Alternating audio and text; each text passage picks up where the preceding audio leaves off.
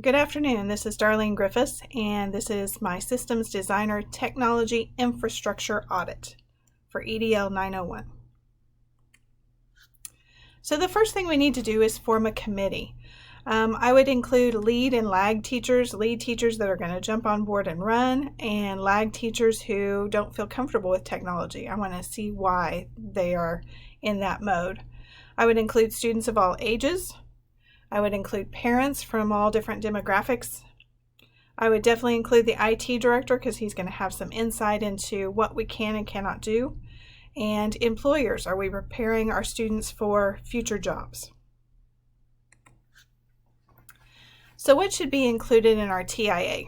Well, we have our acceptable use policy, so we would want to make sure that it's written in simple language and signed by the student and the parent. And we need to be reviewing that every year to make sure it's up to date. And then second, are we teaching digital citizenship? And if so, where is that being done? Where are we teaching students about internet safety, privacy and security, cyberbullying, online reputation management, which is essential for high school kids that are going to be out in the world looking for jobs, communication skills, information literacy, and creative credit and copyright.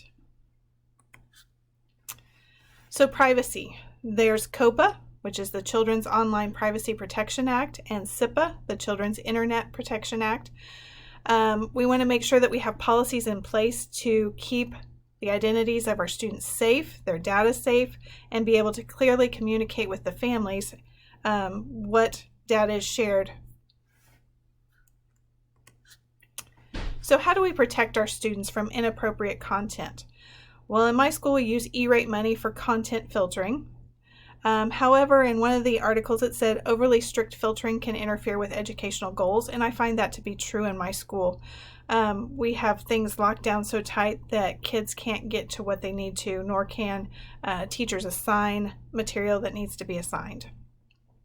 We need a process that's better than what we have for teachers to request access to block sites. And if the IT director is unable to unblock them, he needs to be able to explain why. So how do we protect our investments? We're not only talking about our students, but the devices that they use. We've got to teach them to take care of them. How do you transport them from home to school safely? Allow them to customize it so they feel ownership. Maybe stickers and different backgrounds. Make sure that we password protect our devices and our system. We keep all of our computers in protective carrying cases, and we expect students or parents to pay for damages when they occur. We also keep extra devices on hand for that purpose in case anything gets broken. District goals. What do we want our tech to do for us? Well, first we need to know which tools are we paying for. How much are those tools really used? How many unique users log into them? Before I eliminate one of those or say, no, we're not going to pay for it next year, I need to know, is it practical? Do students like it? Is additional professional development needed for teachers to use it appropriately? So do the apps and web resources being used that collect student information meet privacy standards as well? Are we keeping our kids safe? TIA is not a gotcha, okay? It does take the guesswork out of knowing how and where to invest our resources. We need a technology review cycle. Start with our needs assessment. What do we need our technology to do for us? What are our highest priorities? And those become our goals. Data collection. What are our students and teachers using for technology during the school day? Does the data that we collect support our goals? Do we need to make some changes? Are we preparing future employees? Adjust and move forward to cycle once again. So a couple tools that helped me go through a bit of a checklist to see if we're on the right track. The Microsoft checklist was a great resource to start a conversation with my IT director. The quick reference guide of key questions for planning technology infrastructure. As I read through that, I could check off lots and lots of those things as being done already. However, I want to continually check that we are staying on track. Questions that a TIA might answer. Well, for one, is limiting Wi-Fi access to the school issue devices during the day necessary. So I have a very tight IT director that doesn't like for anybody, unless they're on a school computer, to use the Wi-Fi during the school day. And I just kind of wonder, is that due to the bandwidth, or is it a control issue for him? Can we offer Wi-Fi on buses? Is that possibly something that we could use E-rate money to purchase and pay for? Will our signal reach outside of the building for after hours use? So let's say I have a student in my town who does not have internet at home. If they were to sit outside of the school to do their homework, would they have enough signal to do that?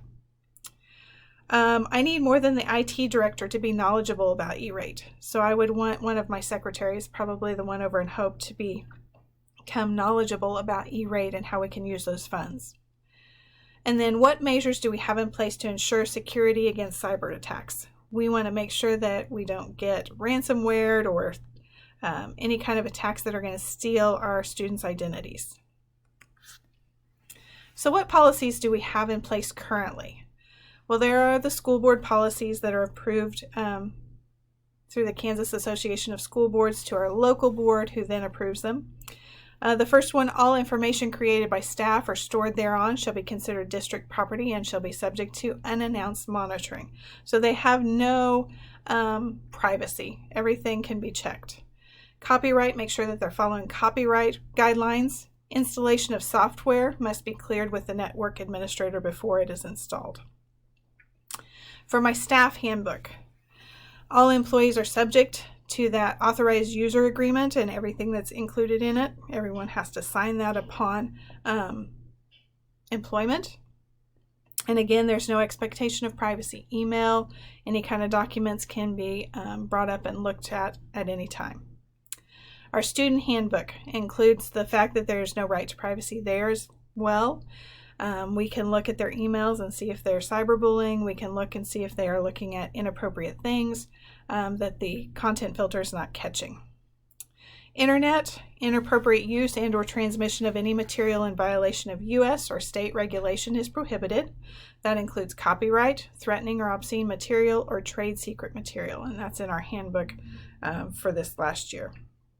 We have computer network guidelines also in our handbook, and then there is a list of consequences for violations. It also asked if there were any new policies that I would implement. Until I was done with a complete technology infrastructure audit, I don't see anything that needs to be added. I think we are pretty comprehensive right now. And here are my references. Thank you so much.